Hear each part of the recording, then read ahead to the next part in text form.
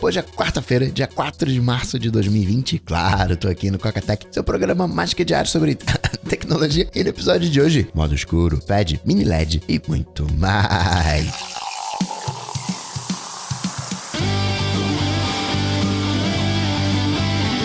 Dicas, produtividade, tecnologia, opinião, comportamento, tendência, notícias. Coca-Tech.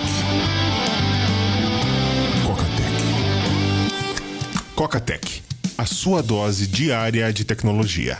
Apresentação: Gustavo Faria. Tô gravando agora finalzinho da tarde, iniciozinho da noite dessa terça-feira. Eu não sei se eu vou pular um dia, de repente eu pulo um dia, de repente esse aqui vira de quarta, aguardemos. Mas você já ouviu a abertura, você já sabe o que eu decidi. A abertura é o que eu gravo por último. Deixa eu te falar uma coisa, os Riquescat e Empate são sempre personalidades que merecem de você dar uma olhadinha, principalmente se for da tecnologia. Recém a gente teve o Zé do Caixão, que talvez você não conheça muito bem e não seja muito a sua área de interesse, mas o Larry Tesler, que é de tecnologia, inventou o copiar e colar. Não só o copiar e colar, ele criou o conceito que a gente entende hoje. Não que o macOS seja filho dele, ele não se vê dessa maneira, mas foi ele que apresentou. Ele trabalhava, lembra da Park, onde o Steve Jobs, entre aspas, né, se inspirou para fazer o Mac como interface gráfica. Foi o Larry Tesler que apresentou o Jobs aqui, ó, isso aqui é o que a gente tem. Foi ele que bolou isso tudo. Depois ele veio trabalhar na Apple como o chefe dos cientistas, que foi um dos cargos exercidos, sabe por quem? Pelo Wozniak, que estava envolvido com o Newton, que é o iPad / iPhone de hoje, peso do mouse, a tração que você faz em cima da mesa, o peso do fio para você arrastar, o clique, a tensão de clique, 23andMe, aquela lá do genoma, ele passou por ela. Sempre são figuras, personalidades que vale a pena dar uma olhadinha na história. Não dá vontade de conhecer mais do Larry Tesler? Eu queria uma biografia dele agora. Não achei. Se você conhecer uma, me cutuca que eu quero muito ler. E se você não assistiu, não conseguiu assistir o aulão na segunda-feira ou quer relembrar, ainda tá disponível lá em coca.tech/e-mail. Notícias. Coca-Tech. Tem duas coisas para destacar hoje. Vou começar pelo WhatsApp, que trouxe o modo escuro iOS e Android. No iOS está integrado com o sistema, você não escolhe usar o modo escuro. No Android você escolhe. No iOS você está usando a aparência escura. Então você vai usar também o modo escuro aqui no WhatsApp. E eu destaco o modo escuro no WhatsApp por três coisas. Primeiro, pelo burburinho que a galera faz em cima do modo escuro, que eu nunca entendi muito bem. Segundo, porque eu passei a entender o modo escuro. O modo escuro não foi para mim uma coisa imediata. Passei a usar, gostei. Tive que fazer uma adaptação. No Telegram eu já tô usando o modo escuro mesmo, pretão. Mas eu saí daquela interface farol, daquela interface luminosa branca para era um azul mais escuro. E depois eu fui pra interface escura. Eu senti que foi um aprendizado. Acho que eu fui mais reticente a pular no barco. Acho que a galera pulou no barco do modo escuro primeiro. E o terceiro ponto que eu ressalto como motivo de trazer como destaque o WhatsApp no modo escuro é que eu tô sentindo que a galera tá começando a entender como usar o modo escuro. Cheguei a comentar, acho que no mês passado, de um estudo mostrando que quem prefere modo escuro, talvez, né, vale a pena dar um pulinho no oculista, porque é mais favorável para quem tem determinadas condições de vista. Não me lembro quais. Não era miopia, não. Acho que era astigmatismo. Não recordo agora. Então tem esse alerta. Mas eu tô começando a ver a galera se posicionar, falando, não, peraí, tá muito claro esse ambiente. Vou usar modo claro. Opa, não, aqui tá escuro. Vou de interface escura. Se você estiver na praia, o modo escuro não é lá essas coisas para leitura, não. Até porque o preto vai dar muito reflexo. Vale a pena você usar a interface farol, o brancão, que você não vai usar de noite. Tá lá no quarto e liga aquele farol, tem que deschavar. Inclusive, de quem é extra aí, já que a gente tá falando de quarto escuro, vale a pena desligar o som de bloqueio e desbloqueio do iPhone, que assim você consegue travar e destravar sem, né, ninguém ficar sabendo. Talvez isso seja uma neura minha, mas quando você escuta aquele clique, você sabe que a pessoa tava ou vai pro smartphone, o que, né, denota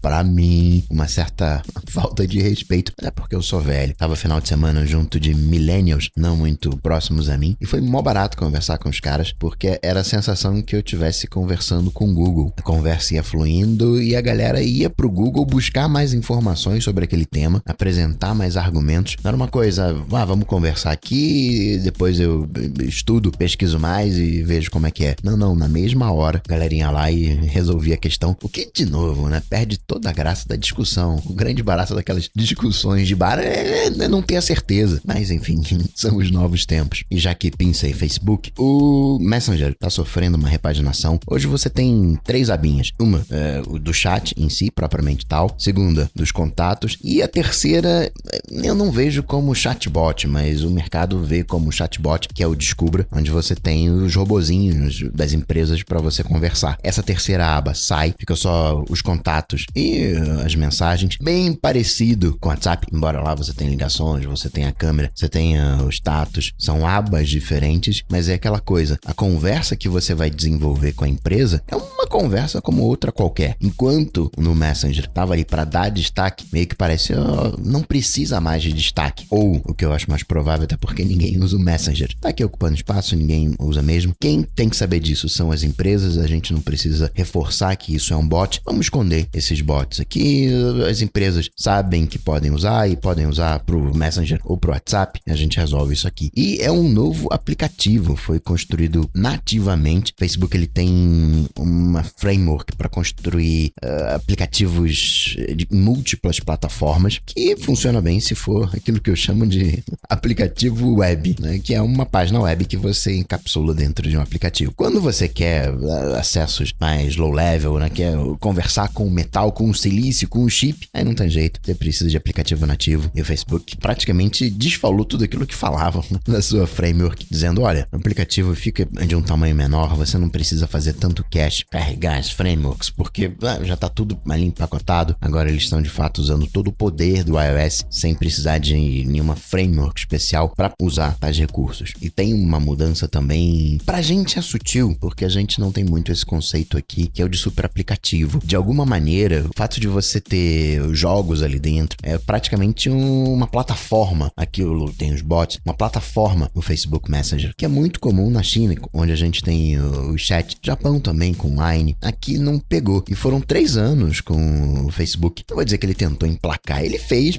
para ver se colava, mas eu não senti por parte do Facebook um esforço muito grande para isso acontecer. E mostrando que o Zuck fez bem para ele comprando o Instagram, é que, segundo o Social Media Trends, o relatório agora do último trimestre, o Instagram, ele tá mais famoso, ele tem um número maior de usuários que o Facebook. Eu não vejo o Facebook morrendo, mas tem WhatsApp como alternativa, Instagram como alternativa. O WhatsApp é perfeito porque atende aquela demanda por uma comunicação rápida, onde a gente não quer ligar, mas precisa cutucar a pessoa. Tem o SMS adotado na prática universalmente. Você tem um Instagram que tinha uma ideia que eu achei que ia flopar, tirar foto com ruído, mas os filtros, quando surgiu o Instagram, eles ocultavam os ruídos, ficava uma coisa bacana. E hoje a gente tem o TikTok da vida, hoje a gente tem, não o YouTube por causa disso, o YouTube é posterior, mas essa tendência que a gente tem hoje de gostar de foto, todo mundo hoje se arruma bem, né? Tem que estar apresentável, a gente gosta de foto, gosta de tirar foto dos dois lados, sendo modelo e apertando o clique, de gravar. Claro que sempre vão ter os tímidos, mas acerta nesse ponto que é o fraco, né? Complementa muito bem o WhatsApp e o Facebook, que não tem essa força, ainda que falte um YouTube. O Facebook não conseguiu fazer ainda um YouTube, tentou fazer o Facebook Vídeo no Facebook, não rolou, tentou fazer um IGTV, também não rolou. Galera de Android, que o backup não ficava criptografado no Google Drive, agora vai ter essa opção. Xiaomi, que tem 2 browsers, tem o nativo, Mi Browser, e tem o Mint, e tá levando o look do Mint, coisas do Mint pra dentro do Mi Browser, tá trazendo o feed do Facebook pra você nativamente dentro do browser acessar o seu feed, e também você consegue pegar os stories do WhatsApp. Você pega os stories dos outros, status dos outros, né, já que é WhatsApp, e consegue salvar. Ele vai lá nos arquivos, vasculha os arquivos do WhatsApp, né? No Android você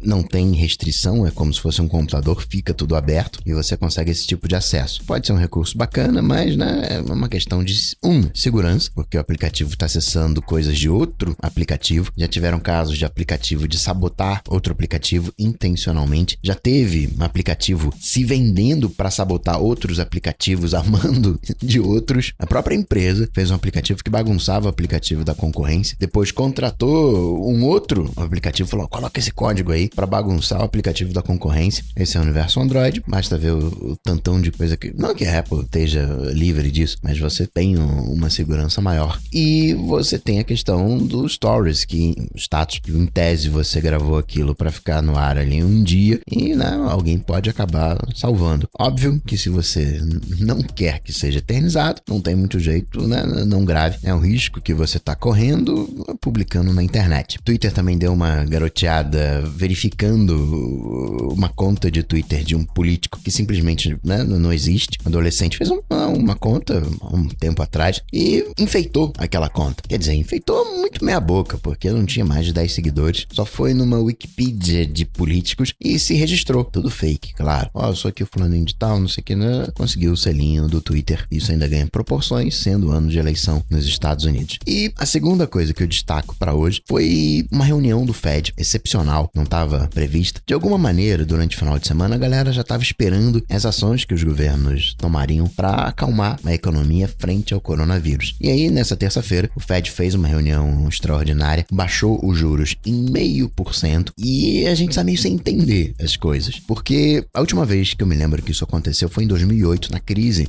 da bolha imobiliária em 2008. E por que foi feito isso? Eles sabem de algo que a gente não sabe? Vai ser realmente mais grave do que a gente tá imaginando? Taxa de juros de 2017 até 2018 estava subindo, chegou até 2,5%. Aí foi caindo 0,25, chegou a outubro passado em 1,75 e agora caiu 0,5%, o dobro do que vinha caindo ao longo dos últimos 2 anos, batendo 1,25. E amanhã o Fed não vai se reunir de novo e aumentar de novo os juros do patamar anterior. Isso vai ter um impacto ao longo do ano. A Austrália também baixou taxa de juros. Espera-se agora que o mundo como um todo faça isso. Eu ainda não estou convencido, vendo o desempenho que as bolsas estão tendo ao longo dos últimos anos e mais essas bolhas que parecem estar acontecendo, ainda tenho a impressão, posso estar totalmente enganado, não é minha área de expertise, mas passa a ideia de que estão querendo usar o coronavírus como bode expiatório. O Google resolveu cancelar Google I.O. Falou, não, vamos cancelar. Tem algumas questões, o coronavírus, ele tá chegando agora nos Estados Unidos. Teve um funcionário do Google com um caso identificado, que no Brasil, né, comentei o segundo caso, que nada demais, tanto é que o cara foi pra casa. Mas também se pode olhar de outra maneira, né? E nos outros países vão e isolam, né? A China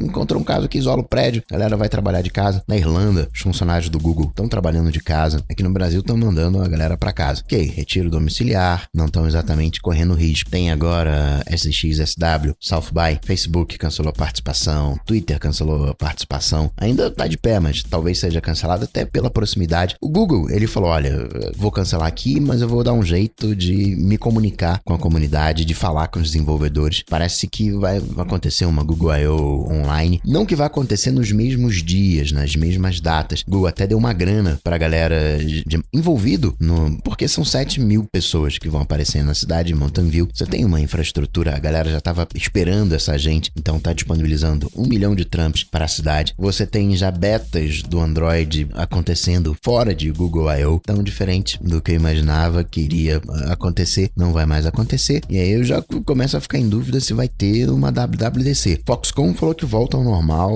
no final de março. A expectativa é que no segundo semestre você não tenha mais rastro de coronavírus, que isso faça parte do passado, mas ainda tem 3 meses pra gente chegar lá pra voltar nos mesmos patamares, e a China hoje corresponde a 15-20% do PIB mundial. É muita coisa. Quando abala a China, abala o mundo todo. Prova disso, uma baixa da taxa de juros. Então, ainda não tô preocupado com o coronavírus, mas acho que agora tem mais chance da WWDC não acontecer do que acontecer. A Organização Mundial de Saúde falando, ó, galera, não usa dinheiro não, né?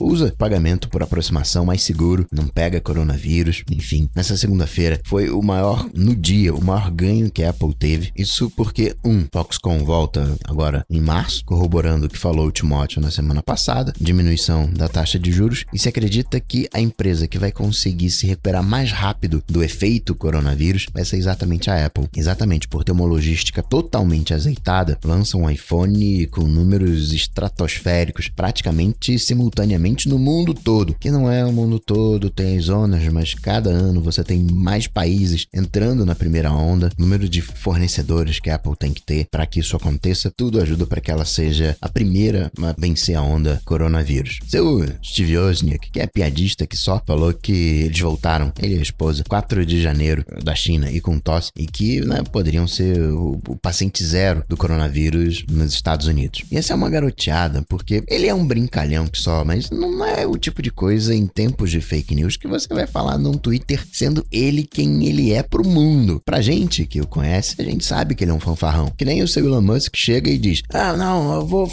trazer fábrica da Tesla pro Brasil 2025. A gente até sabe que ele vai trazer se tudo der certo, mas só vai chegar aqui 2030 porque sempre atrasa. A gente conhece, é aquele, tá, legal, senta lá, Cláudia. Que nem quando eu falei aqui do coronavírus patenteado pelo Bill Gates. Isso é algo que eu tô explicando, contextualizando num podcast fechado. Você me conhece, você sabe o que é o que. Não dá pra falar essa mesma coisa publicamente, aberto assim num Twitter. E não é coronavírus, era só sinusite. Minha esposa depois teve que se pronunciar. E falando de Brasil, aproveitando hype Tesla, carinha do Hyperloop falou: não, a gente vai chegar aqui no Brasil, a gente pode ter um trem Rio-São Paulo, 25 minutos Rio-São Paulo, pode estar aqui em 2025. Pausa. De novo, fanfarrões são fanfarrões, o chefão do Hyperloop não é o seu Elon Musk. O momento ideal para pintar um Hyperloop aqui no Brasil seria Olimpíadas e não pintou, tinha essa promessa. Hyperloop é aquele trem bala no vácuo whatever. Eu super aprovo o Rio-São Paulo em 25 minutos. Acaba que São Paulo é pertinho, mas nem tanto. Você tem que se planejar. Se você for de supetão, você acaba pegando uma passagem mais cara. Aí já ficam 5, 6 horas de estrada. 25 minutos, não tá bom. Tinha uma ideia para construir um centro de pesquisa em Belo Horizonte 2 anos atrás. Não foi pra frente. Faltou o quê? Dinheiro público. Enquanto, no caso da Tesla, parece que é o Brasil que quer trazer a Tesla pra cá. No caso do Hyperloop, parece que são eles que querem vir pro Brasil, mas com a ajuda do Brasil. De Apple, rolando um papinho de que o MacBook Pro de 14 polegadas viria com o mini LED, a evolução do OLED, supostamente a última palavra de tecnologia de tela, e viria pros iPads, o 13, o 10 e o 8 polegadas, o mini, e o Pro iMac Pro, aquele de 2017, 2018, que só saiu um até hoje e não foi atualizado. Inclusive, o iPad tá com estoque baixo, aquecendo o papinho de que teria atualização em breve, considerando que a Foxconn falou: não, eu volto no final de março. O Timóteo ali falando, se tivesse que dar um chute, seria lá para final de março, início de abril. Saiu também mais uma leva de betas para iOS, WatchOS eu não vi, macOS e tvOS, é o quarto beta, se eu não me engano, iOS 13.4, mas nada de novo frente aos demais betas. Curioso é que tem novos mimojis, e um dos mimojis parece uma pessoa assim espirrando, sabe? Meio coronavírus, embora o coronavírus não dê espirro, dê tosse, mas olha aí a conspiração nascendo. E por último, registrar que a Amazon lançou aqui no Brasil o Echo Show 8, que não é a 8ª geração, mas 8 polegadas, tem telinha, tem o Echo Show de 5 polegadas, de 10.1 polegadas e agora o intermediário de 8. Preço de 900 tá ok, mas se você comprar até 16 de março, sai por 750. E Freeman, esfera de Dyson, 96 anos, Requiescat, empate.